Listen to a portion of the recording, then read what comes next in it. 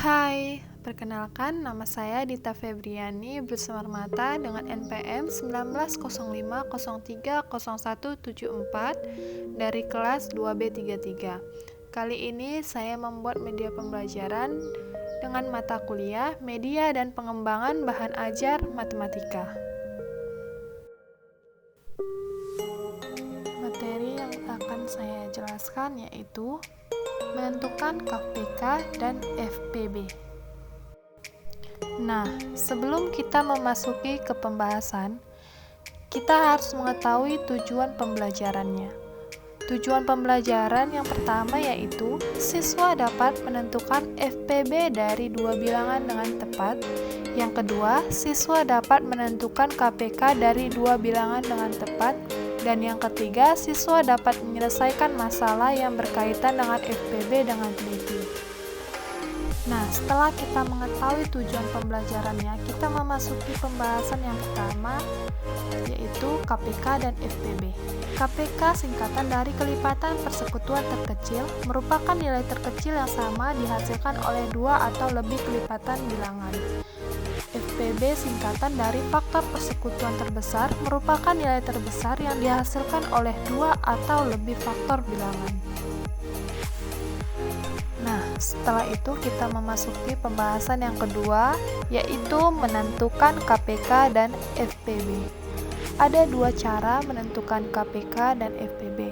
Cara yang pertama yaitu menggunakan pohon faktor, dan dengan cara yang kedua yaitu dengan menggunakan tabel. Kita langsung masuk ke soal, tentukan KPK dan FPB dari 12 dan 15. Kita gunakan cara yang pertama yaitu menggunakan pohon faktor. Untuk menentukan pohon faktor, kita harus ingat ya bilangan prima. Bilangan prima itu adalah bilangan yang hanya bisa dibagi oleh satu dan dirinya sendiri. Contoh bilangan prima 2, 3, 5, 7, 11, 13, dan seterusnya. Nah, sekarang kita buat pohon faktor dari 12. Untuk mencari pohon faktor nanti akan dibagi dengan bilangan prima yang terkecil dulu. Bilangan prima yang terkecil yaitu 2. 12 dibagi 2 hasilnya 6, kemudian masih bisa dibagi 2. 6 dibagi 2 hasilnya 3, karena 3 sudah tidak bisa dibagi 2, berarti kita bagi dengan bilangan berikutnya yaitu 3. 3 dibagi 3 hasilnya 1. Nah, kita lanjut mencari pohon faktor dari 15. 15 tidak bisa dibagi 2 ya, berarti langsung kita bagi 3. 15 dibagi 3 hasilnya 5, kemudian kita bagi dengan 5. 5 dibagi 5 hasilnya 1. Nah, setelah kita menentukan pohon faktor dari 12 dan 15, langkah berikutnya kita cari faktorisasi prima dari 12 dan 15. Kita perhatikan pohon faktor 12. 12 itu bisa dibagi oleh 2 dan 3, berarti faktorisasi prima dari 12 yaitu 2 kali 2 kali 3, atau bisa kita tulis 2 pangkat 2 kali 3. Nah, sekarang kita lihat pohon faktor yang 15. 15 itu bisa dibagi oleh 3 dan 5, berarti faktorisasi dari 15 yaitu 3 dikali 5. Nah, setelah kita menentukan faktorisasinya, sekarang kita mencari FPB dan KPK-nya.